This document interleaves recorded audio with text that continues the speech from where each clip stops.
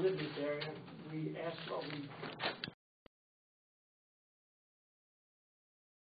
take to make this road, so that my mail can be picked up here, my kids can be picked up here by the school bus, and because right now what we do are the mail boxes over here, and people pull the wrong direction to get their mail out of the mailbox, which is inherently dangerous.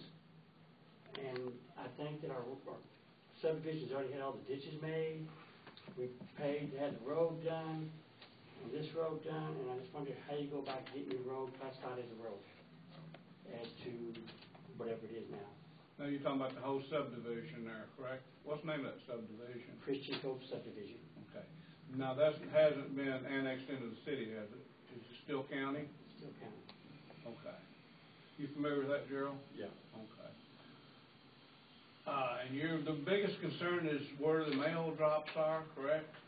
Well, that's my biggest concern, because I think it's inherently dangerous, but also my concern is that we're not on the map. So if somebody were to be sent out to 1010 Crystal Lane due to an emergency, they don't know where to go, because we're not even on the map of Metropolis.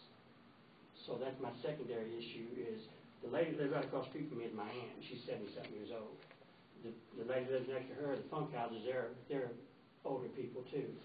So until we can be designated as a road, they can't even tell them where to go. You're just saying, go a half mile up Airport Road, take the first stop by the big white house, it's got a fence in the backyard. Has that subdivision been accepted by the county on roads? The roads, does the county maintain any of the roads? No, we did it ourselves. Okay. And it was just a gravel road, and because of the dust, then me and 4 or 5 of us donated $1,000 and had it tar and chipped. So, because my primary thing was I was concerned about the mailbox being a block and a half away and people parking.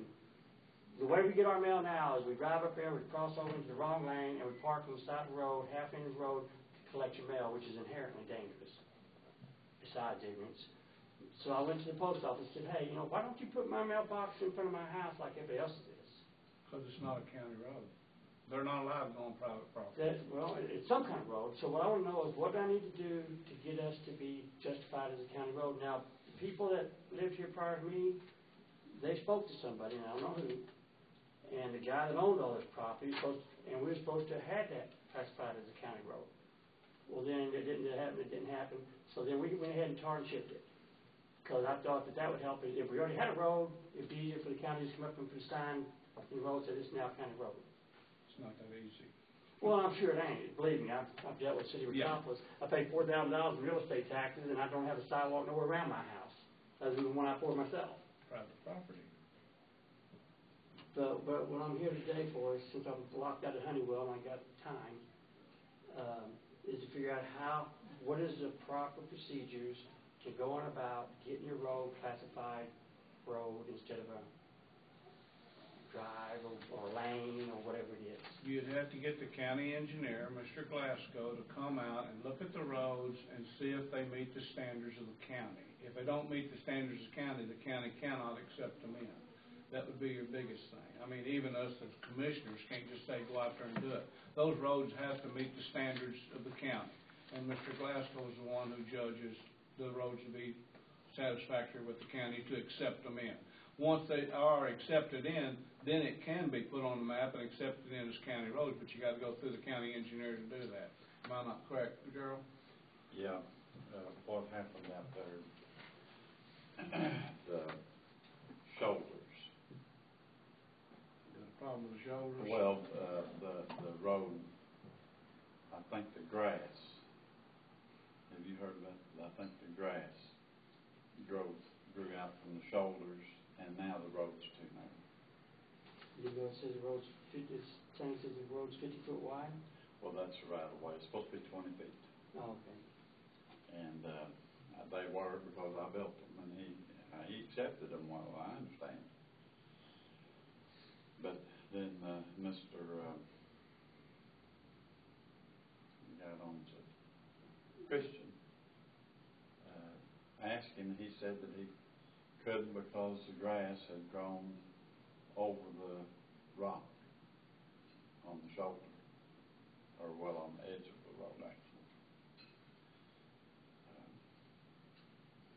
They were too narrow, and I went back and widened is now, some of them's like 18 feet wide, and that, something's got to be wrong, because I measured them myself, they roll wide enough. You know, I mean, they had to be to get him to accept them.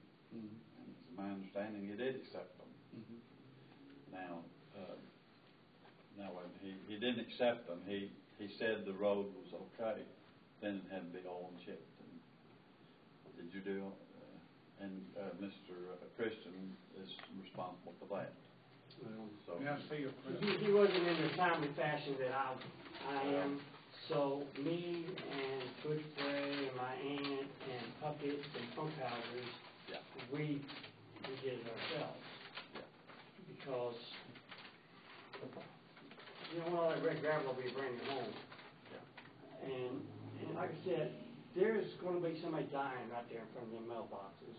And I don't want it to be me or my aunt or anybody closely related to me, or some innocent victim that's driving down there because of a faulty way we collected our mail. And now, as the subdivision is growing, Puckett's have got a little 3-year-old boy, and we made that road so that the school bus could come down the road and turn. So he got to turn around there. So his little 3-year-old boy ain't standing up there by the road.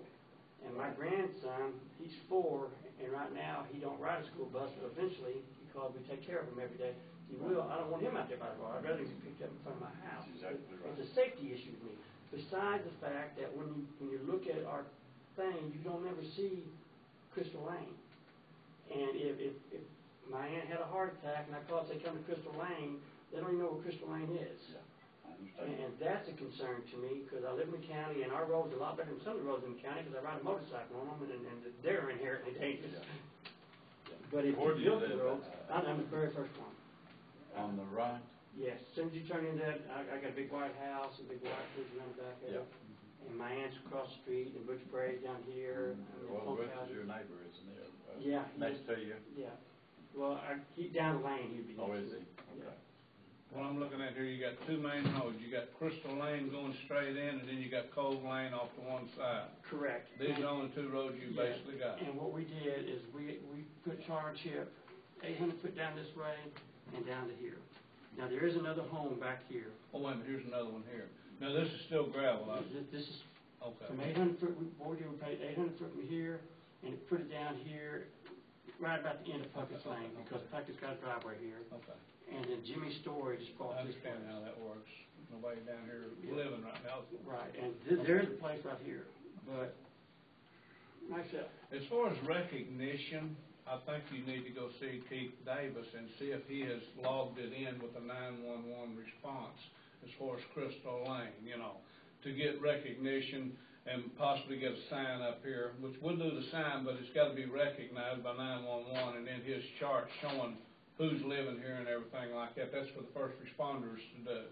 As far as the roads being up to standards, I would suggest personally, if I was you, I'd come in here, since you've got time now, like you said, is come in here next Tuesday. We have meetings every Tuesday. Come in here when Mr. Glasgow's usually in here about 9 o'clock, and you can sit here and ask him personally what it takes to do that. Okay, and who are you? Bill Hillebrand. Okay. And but I would come in here about 8:45, sit and wait if you want to, and he'll come in about 9 o'clock, and then you can sit here and bring this up and talk to him and find out exactly what you need to do. Whether it's ever been accepted in, I don't know, it's prior to my being here, but Cheryl said at one time he accepted it. Well, but at that time, it probably wasn't oil and chipped. No, what he has to, you have to phase it, accept the ditches and the road, make sure they're correct before you all chip it, or you wasted your, Yeah, I know how that works. But I didn't know if at the time you did this, whether it was actually oil chipped. I mean, they won't take on a gravel road. Right. It's got to be brought up to standard before they take it and all that. Right, and I didn't know if there was an issue because we didn't go all the way down to the end of that road. Because, like I said, because the residents were the ones paying for it, basically, we were just covering all of us, and then we took in that road right in front between Funkhauser's and Puckett's, because I thought it was school bus, he'd need a place to turn around. So we went ahead and went all the way into that road, so that it make it safe. So my concern, like I said, I'm very concerned about the people, the way we collect our mail.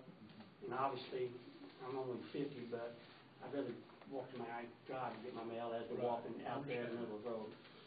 But on that note, you realize that the postal department's not allowed to go on private property. To my understanding, I've been wrong before, but my understanding, they can't go on private property, private roadways to deliver mail. That's something you'd have to take up with the postal system. But as far as turning that into a county road, looks like you got a legitimate gripe to talk to Mr. Glasgow about it and find out what has to be done. Okay, I appreciate your time. And just come in here like 10 to 9 next week. I'd come in here about 4:09 or whatever, and have a seat and wait for Mr. Glasgow to come in, then you can brief it right here if you want to. All right, I appreciate it. I didn't mean to walk in on you guys' meeting. No problem. You guys walk in, I'm like, that don't seem very polite to me. It's a good slow day. Okay, thank you very much. Thank you for coming in, Lucky. Okay. Gerald. Yes, sir, man. Be careful.